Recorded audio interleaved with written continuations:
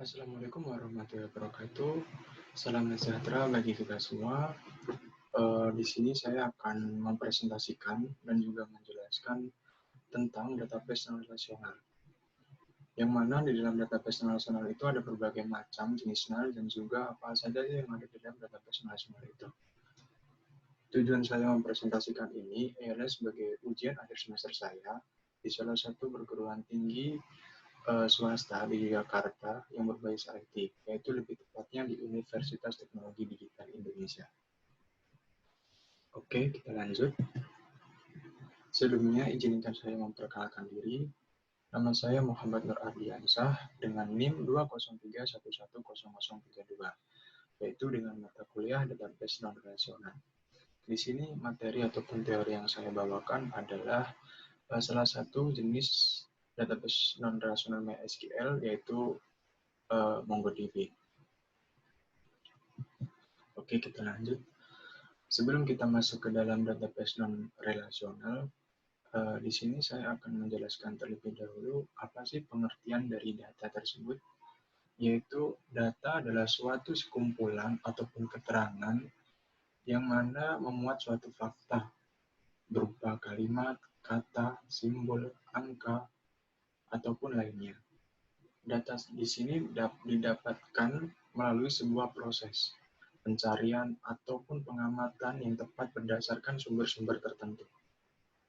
Adapun pengertian lain dari data adalah suatu kumpulan keterangan ataupun deskripsi yang berasal dari objek ataupun kejadian, di mana dalam kumpulan keterangan tersebut diperoleh dari hasil pengamatan yang selanjutnya diolah menjadi suatu bentuk lain yang lebih kompleks, baik berupa informasi, baik berupa database, dan lainnya. Apabila ditinjau dari segi bahasa yang diberikan, istilah bahasa sendiri, istilah dari data tersebut adalah suatu hasil dari pengukuran ataupun pengamatan suatu variabel tertentu yang berbentuk suatu kata-kata, warna, simbol, ataupun keterangan yang lainnya. Di sini saya akan memberikan contoh sedikit dari apa sih data itu, yaitu tentang data Kementerian Tenaga Kerja dan Transmigrasi pada tahun 2013 di Indonesia, yang mana di sini dijelaskan tidak kurang dari 6 kerja meninggal dunia setiap hari akibat kecelakaan kerja. Kecelakaan kerja dapat terjadi akibat kondisi yang tidak aman dan perilaku yang tidak aman. Data penelitian menunjukkan bahwa 85% kecelakaan terjadi karena perilaku yang tidak aman. Nah, di sini dapat dijelaskan dari contoh tersebut, dari mana data ini bisa kita ambil dan kita bisa informasikan ke dalam suatu bentuk informasi, media, ataupun database. Data ini diperoleh dari sekumpulan pengamatan ataupun penelitian yang kemudian diolah menjadi suatu bentuk informasi yang kemudian kita sajikan dengan bentuk data. Itu definisi dari data. Kemudian kita masuk ke dalam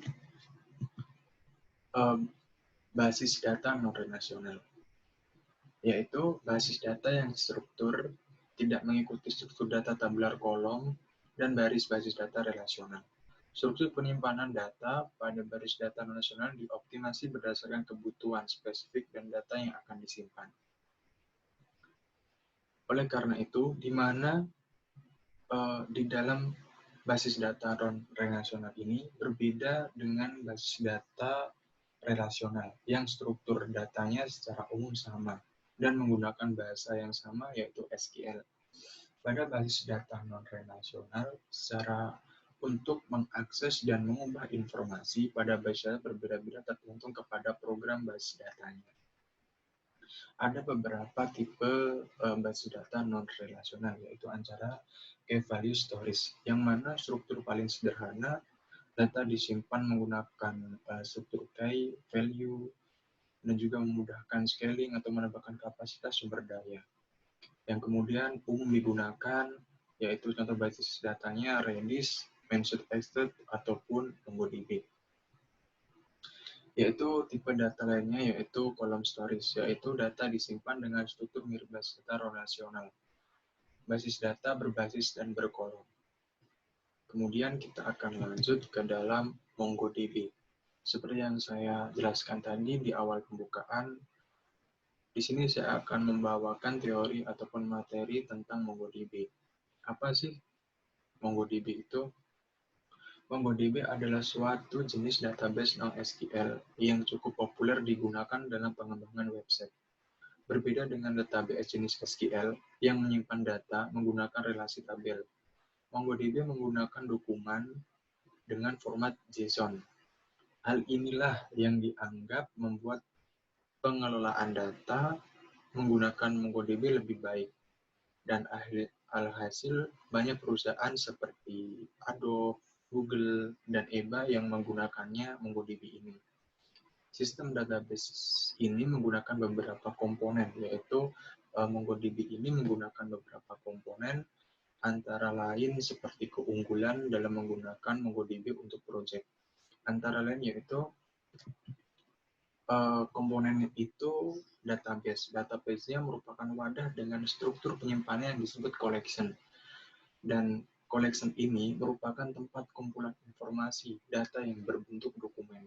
Collection dipadatkan seperti tabel-tabel berisi data pada database SQL. Dan kemudian database suatu collection, dokumen tersebut didefinisikan sebagai satuan unit terkecil dalam MongoDB. Kemudian kita lanjut.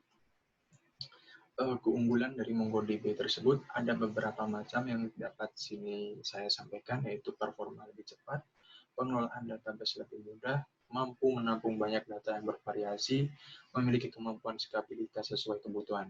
Di sini saya akan menjelaskan satu persatu dari definisi ini, yaitu performa lebih cepat.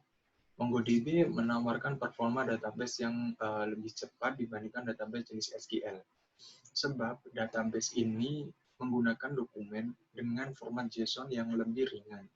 Tak hanya itu, database ini juga didukung oleh yang mampu menyimpan data dalam memori besar. Jadi, database ini didukung oleh suatu memori ataupun struk yang bernilai besar.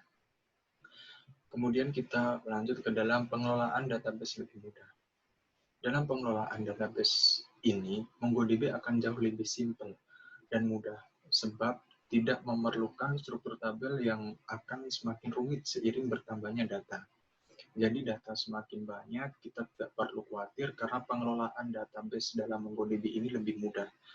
Karena secara otomatis membuat struktur tabel ketika Anda menginput data. Jadi ketika kita menginputkan data, suatu tabel tersebut akan langsung terstruktur.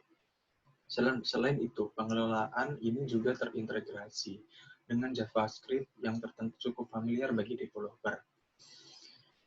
Oke, kita masuk ke dalam mampu menampung banyak data yang bervariasi. Di sini MongoDB mampu menampung lebih banyak data kompleks karena menggunakan skema tabel yang dinamis. Di mana dengan skema data tersebut, database ini menyimpan data yang lebih bervariasi, mulai dari data terstruktur hingga tidak terstruktur.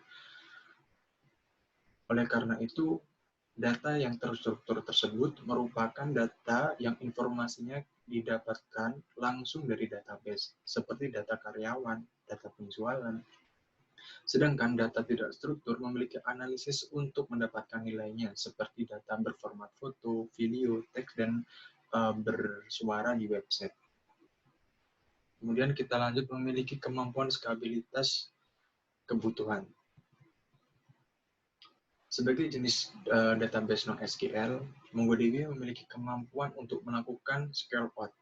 Artinya, jika kebutuhan data meningkat, Anda bisa menambah beberapa server CRUD untuk membesar kapasitas Anda. Jadi kita bisa menambahkan suatu memori ataupun struk atau layanan CRUD lainnya untuk sesuai kebutuhan kita. Hal inilah tentu berbeda dengan jenis SQL yang mengharuskan Anda melakukan scale up dengan memberi hardware baru dengan spesifikasi yang lebih tinggi. Dengan kemampuan ini, yaitu kemampuan skalabilitas sesuai kebutuhan, kita bisa menjalankan program dengan kapasitas besar ataupun big data untuk bisnis tertentu ataupun bisnis yang akan kita jalankan. Kemudian kita akan lanjut ke dalam cara kerja MongoDB. Sebelum kita lanjut ke dalam cara kerja MongoDB, di sini saya akan menjelaskan bagaimana MongoDB itu bisa kita dapatkan ataupun bisa kita kerjakan sebelum kita masuk ke dalam cara kerjanya. MongoDB merupakan sistem penyimpanan data berbasis dokumen yang menyimpan informasi dalam bentuk yang tidak struktur dibandingkan sistem basis SQL. Artinya, data yang disimpan dalam MongoDB ini tidak memiliki skema. Maka dari itu, memperoleh sistem penyimpanan data yang cepat dimiliki stabilitas tinggi. Itu adalah suatu kapan sih dan bagaimana MongoDB itu dapat digunakan. Nah, di sini ada beberapa macam cara kerja MongoDB, yaitu antara lain mengkoneksikan dengan MongoDB. Di sini untuk mengkoneksikan dengan MongoDB, yaitu kita harus dapat terhubung dengan MongoDB, yaitu dapat masuk menu directory bin, merupakan tempat penyimpanan struk. Berikutnya, kita langsung memberi perintah MongoDB untuk memulai operasi. Ketika berada dalam directory bin, kita akan muncul read evil print log untuk membantu jalannya proses MongoDB. Yang kedua, membuat database baru. Membuat database baru ini pada MongoDB, kita membuat dokumen baru untuk merealisasikannya. Untuk membuatnya, kita memastikan ada collection Anda telah sesuai dengan yang telah kita buat. Yang ketiga adalah membuat dokumen baru. Untuk membuat dokumen baru ini, kita membuat dokumen dengan kolom berupa array. Yang kemudian kita membuat sebuah relasi seperti halnya dengan DBMS. Kemudian melakukan query find. Melakukan query find ini berfungsi untuk menampilkan dokumen yang tersimpan dalam collection dengan perintah yang mana sesuai dengan key value ataupun perintah yang kita jalankan setelah kita membuat database ini. Kemudian menggunakan query update atau remove. Pada menggunakan query update ini ataupun remove, kita menggunakan untuk memperbarui suatu kolom dalam suatu dokumen. Cara yang pertama yaitu menggunakan dokumen ID, kemudian menggunakan operator set untuk merubah suatu field. Dan kemudian untuk cara kedua, untuk menambahkan atau mengurangi item atau array dokumen, dapat menggunakan operator space menambahkan serta mengurangi sebuah item. Fungsi dari query remove ini adalah untuk menghapus dokumen menggunakan ID dokumen ataupun menggunakan regular expression. Nah, itu adalah cara kerja dari MongoDB. Kemudian MongoDB. Di sini dapat disimpulkan bahwasanya MongoDB merupakan jenis database SQL berbasis dokumen yang menggunakan format variable JSON. Kelebihan dari MongoDB ini adalah tidak memerlukan penggunaan tampil dan telah terintegrasi dengan JavaScript sehingga memudahkan developer untuk mengembangkan suatu bisnis developer yang berbasis IT dengan menggunakan MongoDB ini sangat cocok. Kemudian cara kerja dari MongoDB ini adalah sangat mudah, yaitu dimulai dengan mengkoneksikan basis data, membuat database atau dokumen baru, serta memberikan masukan berupa perintah query seperti find, update, dan delete.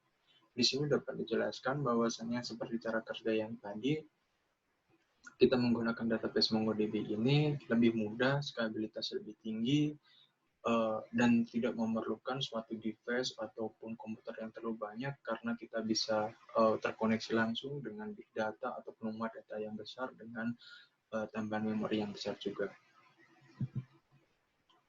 Mungkin itu saja yang dapat saya jelaskan dan juga mempresentasikan tentang database non-relasional yang mana saya menjelaskan di sini tentang MongoDB. Kurang lebihnya apa yang saya sampaikan menjelaskan tadi, saya minta maaf. Dan selebihnya, wassalamualaikum warahmatullahi wabarakatuh.